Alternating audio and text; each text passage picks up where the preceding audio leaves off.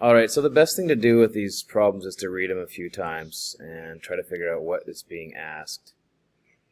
So let's do that. And so the height of the triangle, first of all, it's a triangle. It's 5 centimeters more, so 5 centimeters more than the base.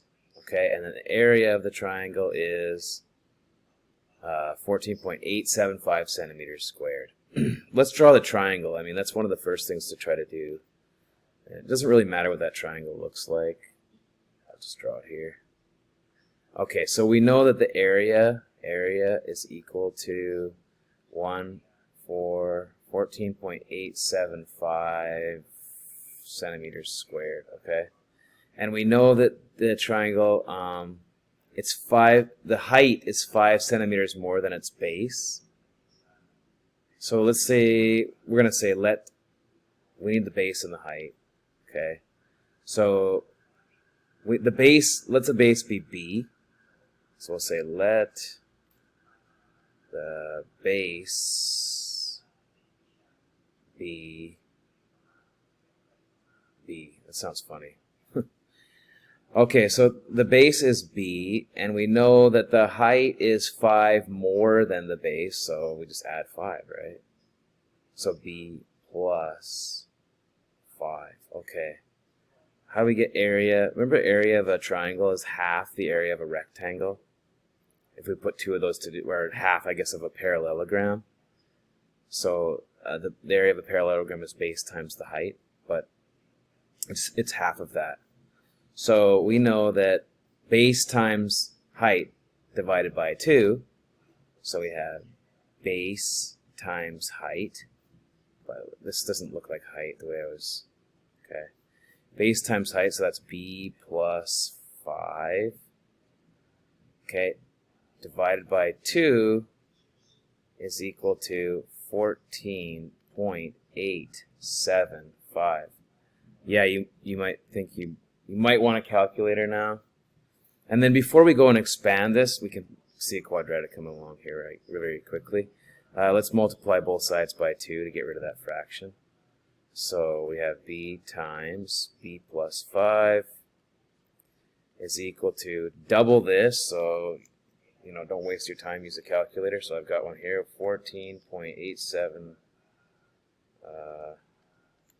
5 times 2 is 29.75. Okay, that's right. 29.75. All right. So expanded, we have b squared plus 5b.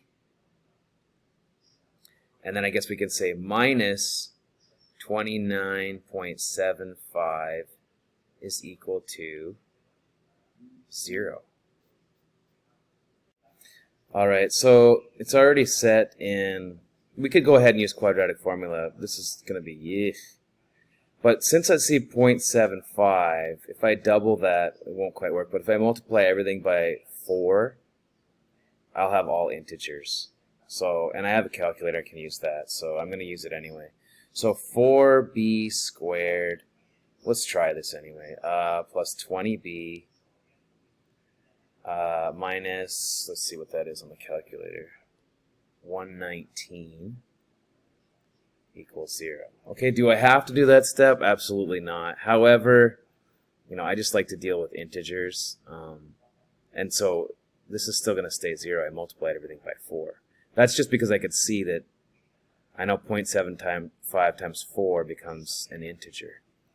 Alright, so let's go ahead and substitute into the quadratic formula. So we have negative b is 20, so negative 20 plus or minus the square root of 20 squared, right?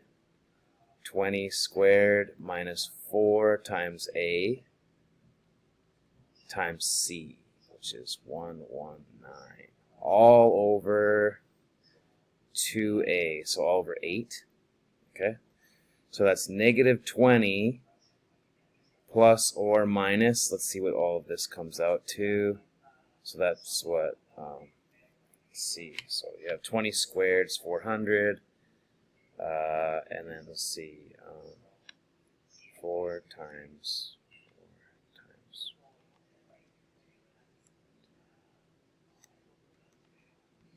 2304. I think that's a special number. Okay. All over 8. Okay, what is the square root of 2304? It's actually 48. So negative 20 plus or minus 48 over 8. Okay, again, this is what x is equal to, or b, sorry. Oops, that's the base, right? So b equals this, yeah. It's kind of confusing because we have one of the coefficients in the formula as b. Maybe I could have made the base something other than b, but oh well. So we have b is equal to negative 20 plus, let's say, let's do the negative one first. Minus 48 over 8, or negative 20 plus 48 over 8.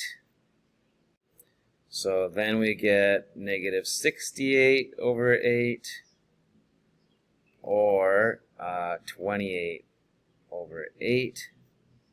So b is equal to, well, we don't even have to bother with this one because we can't have a negative measure there, right?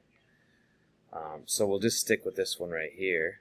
So common factor of 4, so 7 halves, which obviously you could say 3.5. Okay, so that gives us back to our answer. If I scroll up, kind of went down far. So the base, so I can answer the base is 3.5 centimeters. And so the height, that's pretty simple because the height is just 5 more than that, so that would be, what, 8.5 centimeters. All right, so I think we answered the question.